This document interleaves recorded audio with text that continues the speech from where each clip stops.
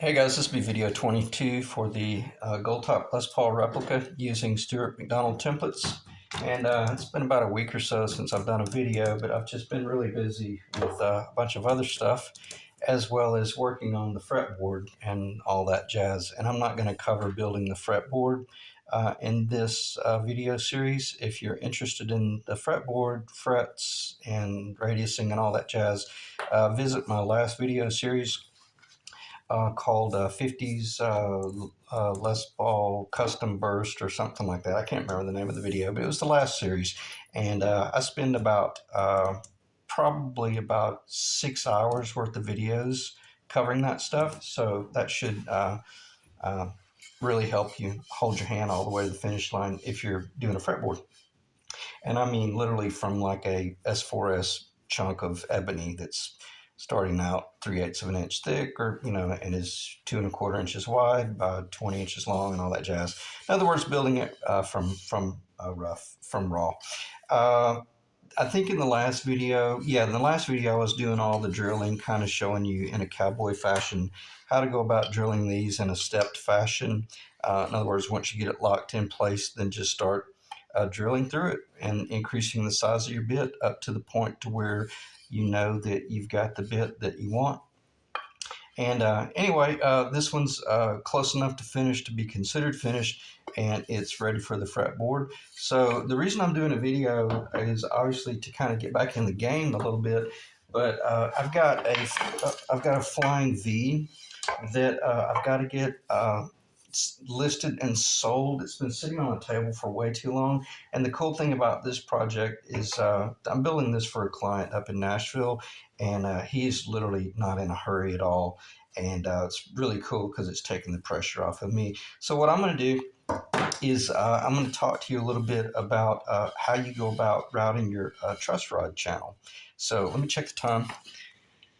2 minutes. Make sure we're rolling. It looks like we are, and I'll try to keep this a relatively short video, but be fairly thorough as well. So let's talk about doing a truss rod or building a neck to get you up to that point. Even though I'm contradicting what I just said about, I'm not going to show you how to build a neck. I won't be covering how to build a fretboard in this video series, but I do need to show you how to get to this point right here, where you've got a neck with a truss rod in there, in place, epoxied in. And, in other words, it's a fully functional lower, regardless of what's going on, up here at the headstock. It could be anything. Okay, we won't visit that again. But this one's a Les Paul replica per the Stuart McDonald templates, and there's certain parameters there that we've already covered that define that. But again, what you do up here as far as tuner locations and angles and distances apart and all that jazz, widths here, lengths here, distances from here to here, it's a guitar. It's an acoustic, it's an electric, it's a bass. It's a guitar. So anyway, in other words, this exact same process. So and I'm very happy with that. Extremely happy with that. But the cool thing about this Flying V project, I'll hit it briefly. This was in a last series that kind of got tabled. This is going to be a red sparkle top, and I'm not going to spend any time talking about Flying Vs, but I am going to talk to you a little bit about how the Flying V is the heel gets moved down about 2 frets. We're on my V, we'll be joining the body at the 16th fret location. I'm sorry. Okay, on the Les Paul, we'll be joining the guitar, the fretboard, at the 16th fret location. All right, I think you guys probably are aware of what I'm talking about there. But when you're building a Flying V, even though it's virtually identical, this, which is now the 16th fret location, has to become at a minimum the 18th fret location. The vintage historical Flying Vs, they're more like at the 19th fret location. Everything is really shifted forward. But on my guitar, all of the Flying Vs that I build that are custom, I connect the fretboard.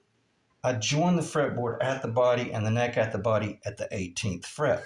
What's the difference between a Les Paul and a Flying V?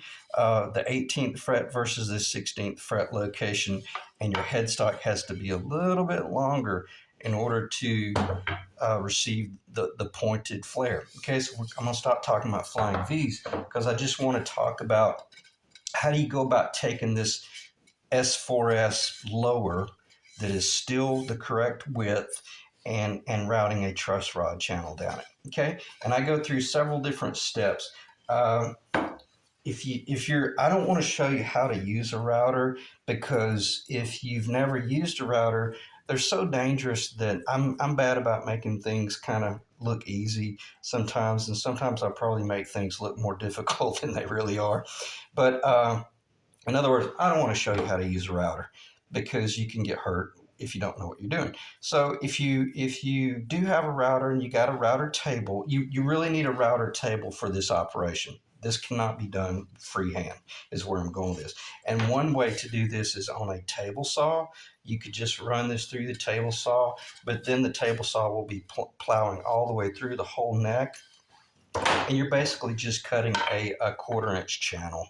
Okay, and you're either going to be flushing the truss rod up against the top of the lower, which would be the back side of where the fretboard goes on. I don't know where my little sample fretboard is, but just humor me here. Imagine this is the fretboard. With this dual adjustable truss rod, you've got the option of just flushing it out, but I go ahead and route it just a little bit deeper so that I can epoxy I'm going to cut this fillet down, and then I will epoxy this fillet in.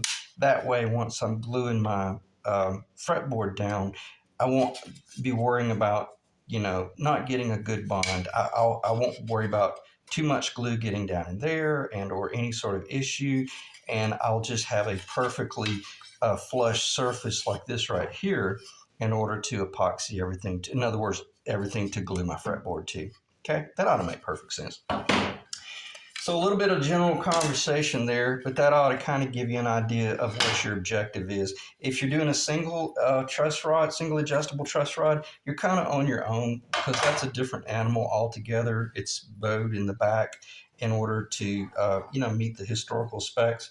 I've clarified several times that I like doing things like this because even though this guitar could be reliced like a Murphy Lab-esque and or like a Phil Jones type up in Nashville. And if anybody has seen Phil Jones lately, man, I'd love to find out where he is. Super nice guy. I met him a long time ago, but he was one of the first custom shop employees at Gibson. He does relic work, is what I've heard, and I've heard it's pretty incredible. So a guitar like this could fall in the hands of someone that has that knowledge, and they could deceive someone later on. I'm not talking about Phil. Phil is extremely professional, but there's a lot of guys out there that can do relic work so unbelievably spot on that most of us pro guys, we can't tell. But if you pull the truss rod cover off and you look down in there and you see that baby right there, nobody's going to get taken advantage of with that. And also, it's twice as functional. With the forward relief and the back relief. So let's talk about how we go about doing this. Let me check the time again. 8 minutes. Feels like it's been a long time. I'm probably just kind of hypersensitive about keeping the videos under 20, 25 minutes and them not being a waste of anyone's time. All right, so you got a flat surface there, and you haven't really, you do not glue the ears on yet. You don't want to do any of that stuff, but you set up your router table where the router table, let me pause briefly. I'm going to get a board if I don't have a board in front of me. Yeah, I don't want to pause.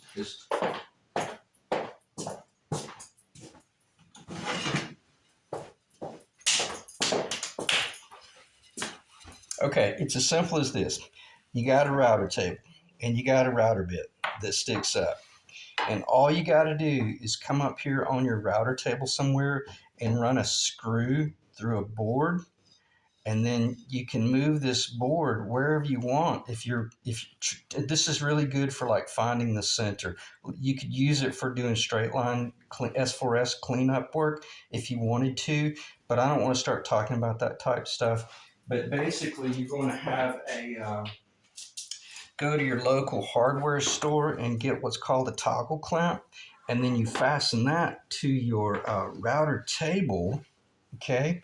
And then you're simply finding the center, okay? Let's say this was two and a quarter, which is what it is. I'm wanting to get this starter bit at 1 1/8 of an inch, correct? Now I've got my glue up line, which is perfectly centered on these two bores, but if I was working with a one piece neck, I would have needed to have found the true center that I'll be working with so that I can now route this truss channel and or cut it on a table saw perfectly centered. Okay, so with this little jig right here, you set the center of this starting bit, which is 1/8 of an inch at roughly 1 1/8, and then you have your toggle, and then you do a toggle, and then you do a kiss cut right here, just up here as soon as it kisses, and then you start assessing where is that kiss cut in relation to the center mark that I made. Okay, and then and all it is a matter of going looking at it upside down. In other words, once you flip it over, you'll be looking at it in reverse as to what goes on once you start moving. Once you start moving this little guide either way, just be careful that you don't try to rock it to the finish line too quickly. Be real conservative and just make real gentle kiss cuts until you know beyond a shadow of a doubt, man, I've got the center. And then once you've got the center, lock your toggle clamp down, and now you can do every bit of your operations completely finished and never have to move this. Okay? That ought to make perfect sense without me going over to the routing station and making a bunch of noise that's kind of useless. And also, it gives you the idea, it gives you a general direction that you could take in order to start stepping through the various bits that you're going to use to do the job. Because if you look at this thing from a finish standpoint, that's how we want to finish out, but not necessarily in this operation. I would say hold this bit until you've done your veneer work and all this headstock design, and then that's when you're going to come back in, like the video before this video where I had this a jet glued atop or temporary glued atop a S4S board, and then I set this thing up again. And then I did that sweet little final kiss cut, or that, well, it's more of a kiss cut. It's a final. Well, I did the same thing. I found the center again, and then once I found the center, then I loaded this puppy up, and then I cut that real pretty path right there. And that was my truss rod channel. And then it was a 15-20 minute operation. It took 20 minutes to set up and basically 2 minutes to run that pass. All right, let me check this out. All right, 13 minutes. But I think this is a pretty informative video, even though I'm just going off the cuff here. So there you have it. If that makes sense. Let me turn off this heater. I don't want the heater noise in the background. So in other words, that should make perfect sense. Don't try to cut this final channel right here.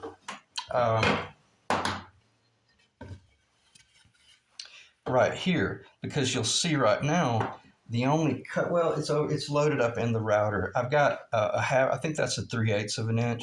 Let me check this.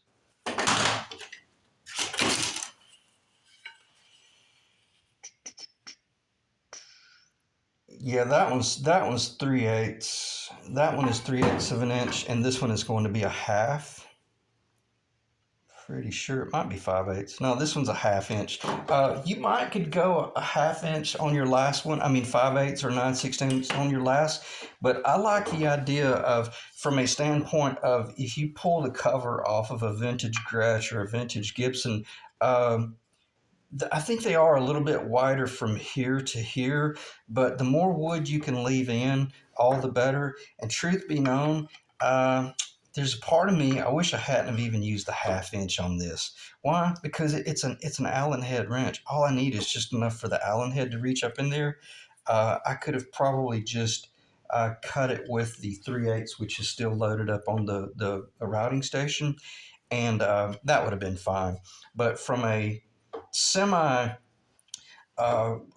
vintage standpoint, a lot of times when I'm playing guitar, if I'm in a location where it's real rainy or I'm in a climate that I don't really know what's predictable. In other words, it's an unpredictable environment. I'm gonna do the gig without the truss rod on, and half the time, you know what, Allen hand wrench is going to be stuck up there in the headstock, and that way I can reach up there and do a little bit of on-site guitar tech work right in the middle of playing, because as you get hot and the guitar is cold and things start moving, if you start having bad action, well, if you know what you're doing, you just reach up in there and you manipulate the action, and who cares whether the truss rod cover is on there or not. And in other words, if it's got this route, look, that dimension right there, it looks a little bit more historical.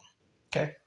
All right, so I rambled a little bit there, but again, I like building guitars for players, guys who are really gigging, and when you start seeing the benefits of using the more modern design, it just makes a world of difference in the ability to get the action just insanely low, like high quality. We're talking like Stanley Clark jazz standards, just insanely low for just doing tapping work.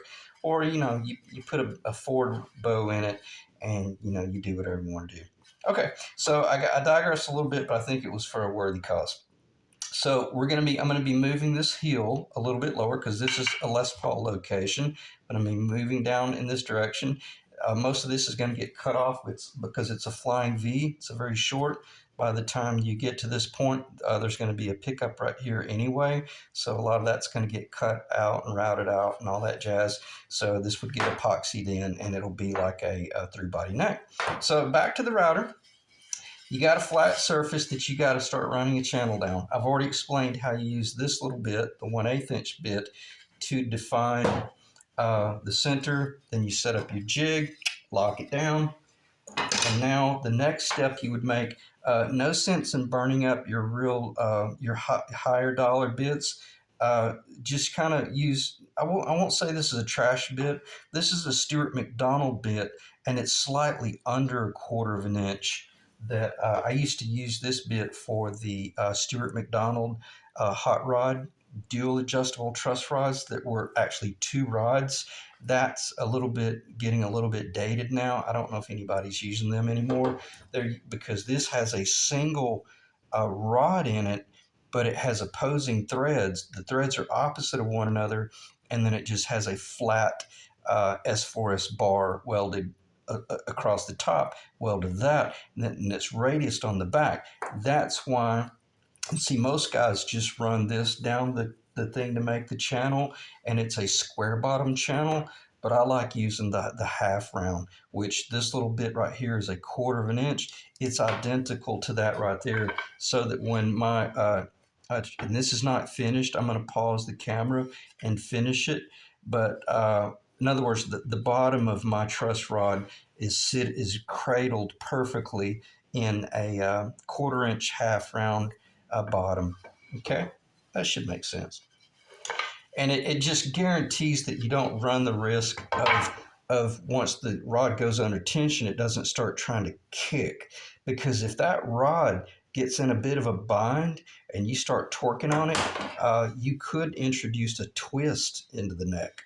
This guarantees that, and this is pretty important, this guarantees that once this radius bottom buries out, this baby's always going to stay perfectly perpendicular to the neck, and it's going to be far more trustworthy as a rod, especially if it's a rod where you really need to use it from time to time.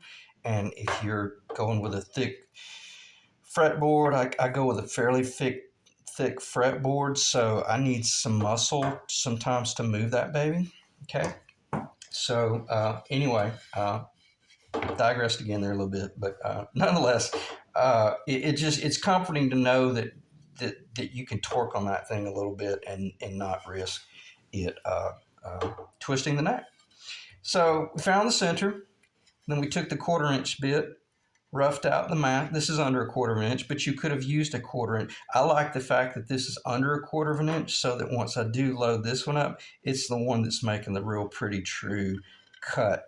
If this were an actual 1/4 of an inch, it might be metric in true cut, and it might be a little bit bigger than this. So that should make perfect sense. This is under a 1/4. So when I do my rough mass out and I start working this truss rod down, like the first pass would be about 1/8 of an inch deep, and then I set it up in there, make sure all's well, and should be perfectly centered. But then you can take that and start taking it down. You don't want to take it all the way down to the bottom, because if you do, then you will have defeated the whole purpose of having the radius bottom. So only use that square to for a mass out bit. Then load this baby up.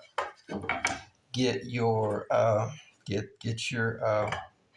square out and start assessing how high this is in the table versus the bottom that you want, and then just start working your way to the finish line. Okay, and basically you're just making, because you've got that line up there, that straight edge, you're just making real clean, pretty passes. And if you notice, I've got a identifier mark right here that tells, and then I've got an identifier mark on my table, because everything is you're working overhead, so you don't see the bit. Obviously, you got to know when to stop so you don't go too far. Okay, so you make a mark right there. Now, what's about to happen, I'm going to attempt to pause the video and explain to you why there's a pencil mark here and a pencil mark right there, but I'll just talk about it briefly in the event the little camera doesn't kick back on properly, or it kicks on out of sync with my video and communication. This a truss rod has a bit of a belly right here, because that's the solid rod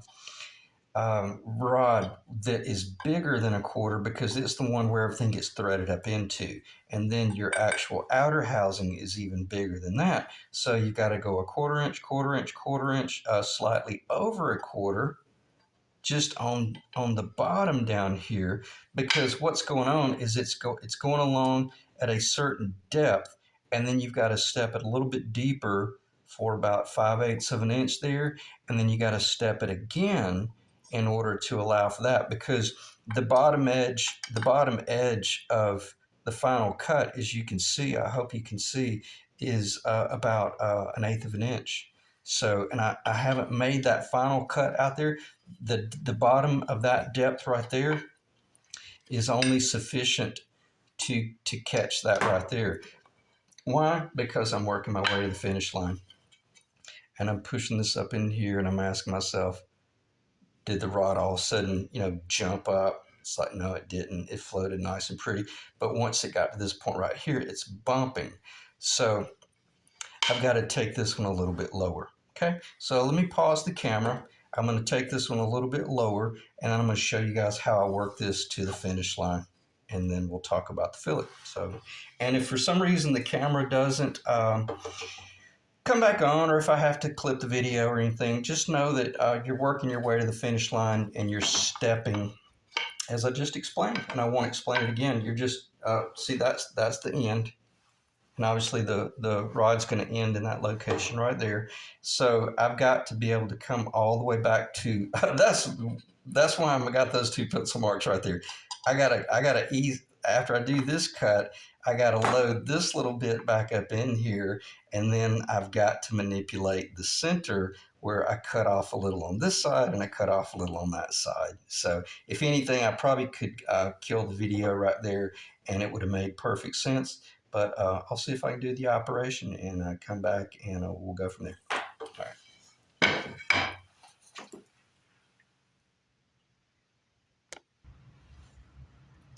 Okay, should be able to finish it in this section. It's going really well. The next step you'll want to do is cut a fillet that's thicker than this. But while you've got your router set up, you will want to radius this little fillet here. You'll want to have it pre-cut and radius the bottom of it, so that it will also comfortably wrap around that right there. Again, it's only the short distance. This one back here is just an S4S that is 1/4 of an inch wide and about 1/8 of an inch deep. Make sure you epoxy these in just to be safe, and then make certain that your truss rod is nice and straight and all that jazz before you put it in. But what this does, that little fillet right there up front goes all the way out and sticks out long, and then it gets cut off on a slope with a flush cut saw.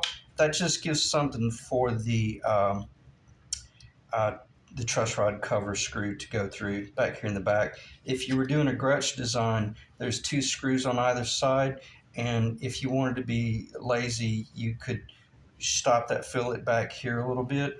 But with the Gibson design, it requires that you be a little bit more creative, okay? Because we're installing a double adjustable rod in there in a design that wasn't really ever intended to be that way, or as far as the truss rod cover goes.